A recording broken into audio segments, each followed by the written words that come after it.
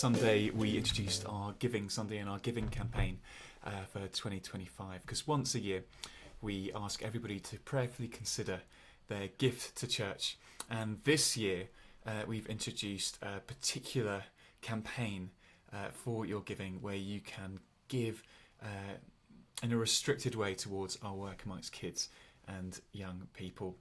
We did announce this on Sunday. The technology for recording failed, so I thought I'd re-record the message to make sure that everybody was on the same page with how this giving campaign works this year. And to do that, I'd just like to introduce some slides. You will recognise some of these pictures because for the last kind of 3 months between Christmas and Easter, we were showing you this picture, which was an invitation to pray. Every Sunday after church, between Christmas and Easter, we gathered for 15 minutes to pray for resourcing and guidance for our work amongst kids. And that's been prompted by the fact that, as this picture on the left is trying to illustrate, we have had a huge blessing in attendance of children in our Sunday service. What an absolute gift that we have 50 on average, 50 under 18s at church every Sunday. And that means we've made contact with over 100 under 18s this year, individual under 18s, because not everyone comes every week. And we have 35 volunteers who give their time to help teach, disciple, build relationships with these kids. But all of them are volunteers. But this kind of says to us that there's a great responsibility here. And there's a great blessing here. And God is bringing us almost more children than we can currently deal with. The second picture represents that similar favour amongst schools. We have a small parish. It's about a mile across, but every single day, or every single term time day, there are 1,000 kids going to primary school in our parish. That's amongst 3 primary schools and then 1 preschool nursery. Now, we have a great and sustaining and consistent relationship with Princess Fred's, where I'm a governor and I go in almost every week and do RE lessons and assemblies. We've been invited in termly and also to support the RE curriculum at Kenmont in College Park. And also we actually have fairly good connections with Furness School, which is also in our parish. But we are currently being asked to do more than we can actually fulfill. There's an opportunity to go in and to share what Christians believe and to share partnership and community with these schools, which I personally don't have the ability to complete on that. And I haven't been trained as to work with kids. I'm making up as I go along. I think we can do more. I think there's more we can do on Sundays and more sustainably. There's more we can do midweek with schools and more professionally.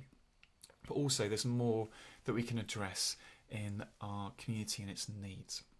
This third picture represents a food project that we have run 2 of the last 3 Christmases, but we didn't manage to run this Christmas.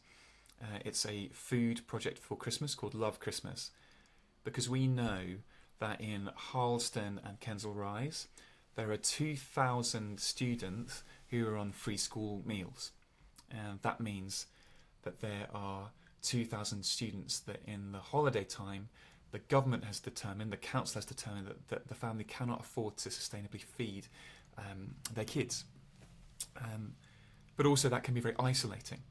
And so we're wondering, what can we do to address food poverty and isolation in our neighbourhood? I think we've got resources and we've got heart.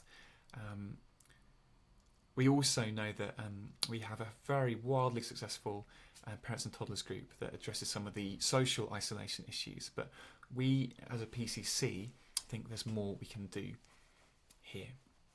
I mean, essentially, if I were to summarise where we are as a church, great things are happening. Not many Anglican churches, parish churches of our scale and with our staffing sustain such deep connection in their community and especially such favour among kids. But I wonder if we are invited into more.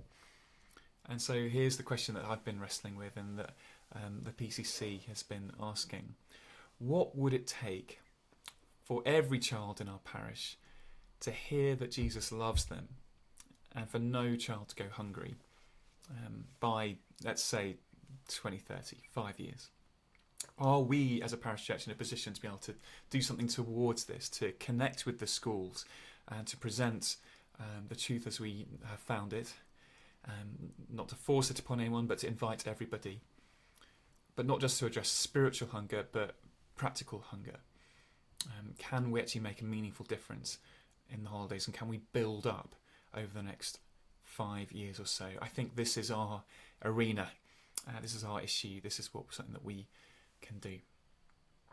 Well, when we discuss this, I think something it would take would be, actually, we need to build a sustainable ministry where our volunteers are coached, taught, developed, and also they have enough rest, where it doesn't all lay on the shoulders of Caroline, who is running everything as a volunteer, but we can actually support and come alongside with somebody else, with a paid worker. I think we need happy and gifted volunteers, which is also meaning happy and supported parents. The family is a unit, and we've got more to do there. I think we can do more. For that, we need capacity, and there's also, I think, what would it look like if we did have capacity and expertise to go into schools to support them, and also to pioneer community engagement programs, which could involve holiday food programs and Love Christmas and other things that come off the back of those as we build deeper community relationships. And so, if we were to bring somebody on to be able to fulfill that, to be able to lean into the things that we're called to do, it would actually take something like this. I think it would take a person. I think it takes leadership. I think it takes someone with the skill to be able to do things well and right and to lead a team. We currently, as you all have known from our last Treasure update, we almost break even on our monthly running costs. So if we're going to invest in another staff member for children's work, we're going to have to raise funds. And the funds actually comes from the rising of faith and partnership of you and our community. We're asking this Giving Sunday for you to consider partnering with us on a monthly basis, so we could afford to bring someone on. If we were to receive £8,000 a year extra, then that would mean we could afford to bring on someone like an apprentice or an intern and advertise for this role. These people are usually young, they're usually some kind of career change perhaps. They would receive training, we would be accountable for training them, and they would come alongside our current structures and give us a bit more breathing room and capacity. But it wouldn't necessarily be able to take our ministry forward, it would just be able to help us do what we do sustainably. If we had twice as much, kind of in the 16,000 ballpark, that would allow us to start to think, could we afford a part-time coordinator for this work? They would be able to come in with a bit more experience, a bit more time, and to be able to kind of really have ownership and start to do vision, start to experiment and explore, and this would really push on the quality and the ability just to that extra level, especially in schools. Now, if we were to get double that, wouldn't it be incredible to employ an experienced kids and families pastor, somebody who could really help us to step into what we're called to do?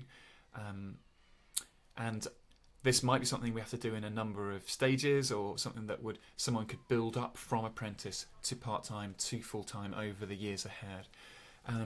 But in 5 years' time especially, I hope that we can have like one of the best professionals in kids' work in the area, because we certainly have opportunities. As I say, there's contingencies here. The faith rising in the partnership, that's an ask for you all. Rachel and I do tithe our income, and we do give to church, or at least she gives her tithe, her 10% of income to the church. I, because I work for the church, have chosen to give my 10% to other charitable projects and charities. But the money for this initially will come from us, from our faith rising. Then comes finding the person. So we will, if we can achieve some of these targets, we can then put out an advert to find the right support for this worker. But the ask is this giving period from last Giving Sunday, we're seeking your partnership, your faith and your funds to be able to advertise for a new post for a 3-year fixed term contract. And we are praying for God to call just the right person for our church to support at this time. And so we're doing this in faith, and we're working through, and we're asking you to join this adventure with us. Which is why you will have received, or it's at the back of church, there are letters. People haven't been great at picking them up, but it's been half term. You'll receive a letter at the back of church inviting you to join our campaign. We had our Giving Sunday last Sunday, and for the next 3 Sundays we will be giving you updates on how that campaign is going, and we would invite you to take a pledge card to prayerfully pledge a regular gift towards this. And if you would like to, you can tick the box that would say you want to restrict your giving to work amongst kids. If you want to give to the general funds of the church to help us cover everything else, then that's great. It's really appreciated. But if you do particularly feel like you want to give to our Kids and Youth Fund, then please do that. If it's not the right time for you to give at the moment, then please pray for us. That is the thing that will do the most, and that's the way you can participate most. We are so thrilled that God has gathered each and every soul to our church, and the people, we come with different ways to contribute. Once a year we ask people to reflect on how they can give more to church, and if there is not a space, if it hurts too much, if it's not the season, then please know that you can take this card, tick the I want to pray box, and that is a beautiful contribution. But thank you. We will be giving you these updates, and thank you for listening to this introduction. And we can't wait to see how God is going to be providing to help us as we seek his kingdom in Kensal Rise and beyond. Thank you.